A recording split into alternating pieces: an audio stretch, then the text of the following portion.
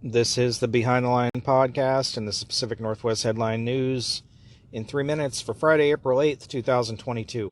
The federal government has approved a plan to release genetically modified mosquitoes in California. Oxitec, a private company, says its genetically modified bugs could help save half the world's population from the invasive Aedes aegypti mosquito, which can spread diseases such as yellow fever, chikungunya, and dengue to humans, none of which happen in California. Female offspring produced by these modified insects will die, according to Oxitec's plan, causing the population to collapse. Precise, environmentally sustainable, non-toxic, the company says on its website of its product trademarked as the friendly mosquito. Scientists independent from the company and critical of the proposal say not so fast. They say unleashing the experimental creatures into nature has risks that haven't yet been fully studied, including possible harm to other species or unexpectedly making the local mosquito population harder to control. Even scientists who see the potential of genetic engineering are uneasy about releasing the transgenic insects into neighborhoods because of how hard such trials are to control. Apparently, they've also done this in Florida and Brazil. However, they have not really made their data public yet on those.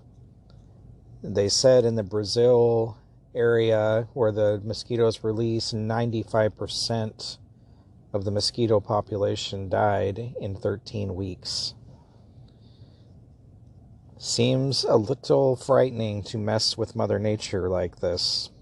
On March 7th, the EPA announced that it had granted Oxitec a permit to release its insects on 29,400 acres in the counties of San Bernardino, Fresno, Stanislaus, and Tulare.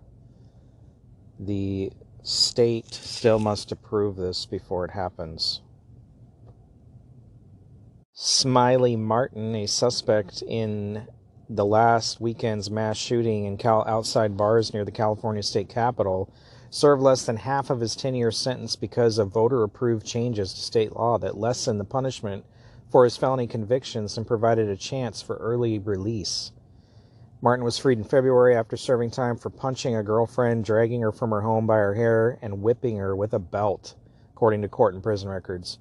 Those count as non-violent offenses under California law, which considers only about 24 crimes to be violent felonies, things like murder, rape, arson, and kidnapping.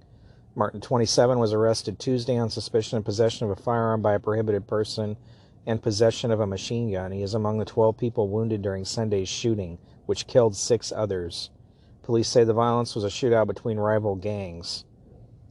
Martin would have typically remained behind bars until at least May after serving a minimum of half his time for his previous arrest in 2017, but prison officials evidently used a very expansive approach to applying time credits to his sentence, said Gregory Totten, chief executive officer from the California District Attorneys Association and a former Ventura County district attorney. They've been given very broad authority to early release folks and to give them additional credit and all kinds of considerations for purposes of reducing the length of sentence that somebody serves, Totten said. Good plan, California.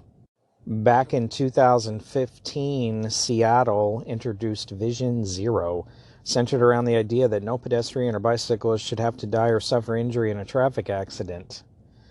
It is the goal to end all pedestrian fatalities by the year 2030, but SDOT's own data shows that pedestrian fatalities have gone up 150% as we approach spring 2022. Those numbers are continuing to rise.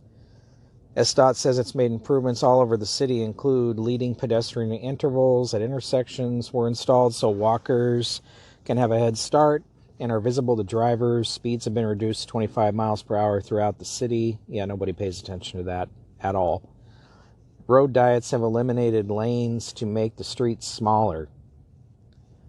You know what you need to do is educate pedestrians, all those entitled pedestrians that think the streets belong to them and don't pay attention to traffic at all. It's ridiculous to think you're going to eliminate all pedestrian fatalities. That's never going to happen. But drivers and pedestrians need to stop acting like idiots all the way around. This has been Pacific Northwest Headline News in 3 minutes. For more, visit BehindTheLinePodcast.com. Thanks for listening.